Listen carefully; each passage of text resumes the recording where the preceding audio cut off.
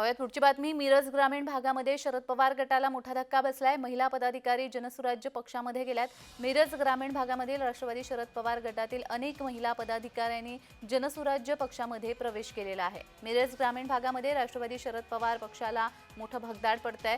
महिला आघाडी जिल्हा उपाध्यक्षांसह ग्रामपंचायत आजी माजी सदस्य तसेच विकास सोसायटीचे संचालक यांनी प्रदेश अध्यक्ष समित कदम यांच्या मार्गदर्शनाखाली जनसुराज्य शक्ती पक्षामध्ये जाहीर प्रवेश केलेला आहे। त्यामुळे आगामी काळात मोठा धमाका पाहायला मिळेल। समित दादा कदम यांनी हे सूचक वक्तव्य केलेलं आहे।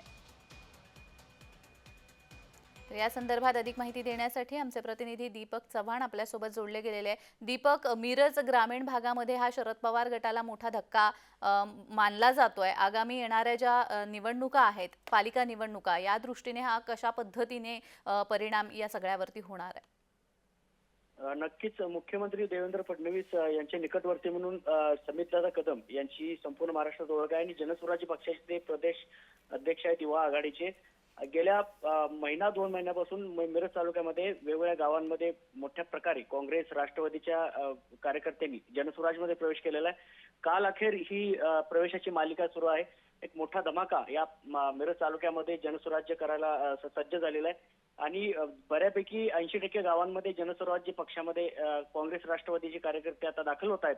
त्यामुळे भविष्यात या तालुक्यामध्ये काँग्रेस राष्ट्रवादीचं अस्तित्व कितपत राहील अशी एक भीती निर्माण झालेली आहे आणि जनसुराज्य ताकदीनं मोठा होतोय आणि समितदादा कदम हे आहेत, यांच्या माध्यमातून आता संपूर्ण तालुक्यामध्ये काँग्रेस राष्ट्रवादीला खिंडार पडायला सुरुवात झालेली आहे। अगदीच धन्यवाद दीपक दिलेल्या सविस्तर माहितीसाठी।